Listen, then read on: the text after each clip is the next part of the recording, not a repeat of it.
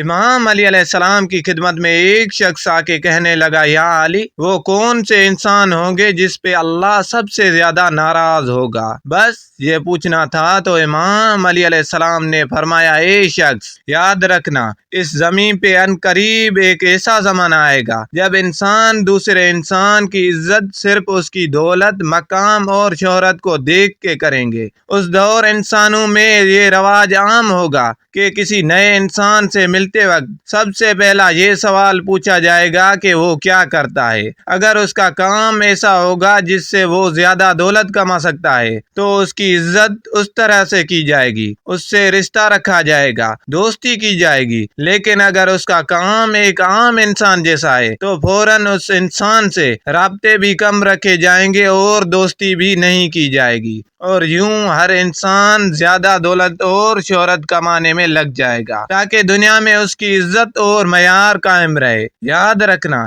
یہ وہ بدترین دور ہوگا جب انسانوں کو اس ترازو میں نہیں تولا جائے گا کہ کون کتنا بڑا دیندار ہے، کہ کون کتنا سچا اور اچھا انسان ہے، بلکہ انسان کی شرافت اور سچائی کا مذاق اڑایا جائے گا۔ اے شخص، یہ وہی دور اور یہ وہی انسان ہے جس پہ اللہ سب سے زیادہ ناراض ہوگا۔ یاد رکھنا، اللہ نے انسان کی عزت کا معیار اس کی شرافت اور سچائی کو رکھا تاکہ ہر انسان سچائی اور شرافت کے ساتھ ایک دوسرے سے تعلقات بڑھاتے رہیں اور یوں دنیا میں امن اور سکون قائم رہے۔ لیکن افسوس، انسان اس سے بے خبر ہو کے اپنی نفسانی خواہشات اور اپنے آپ کو عظیم اعلیٰ بنانے میں ایسے مگن رہیں گے کہ نہ اس دور میں رشتے نبھائے جائیں گے، نہ ہی ایک دوسرے کا احساس کیا جائے گا۔ اے شخص، یہ دور وہ بدترین دور ہوگا جب گناہ کرنا آسان اور نیکی کرنا مشکل ٹھہرے گا۔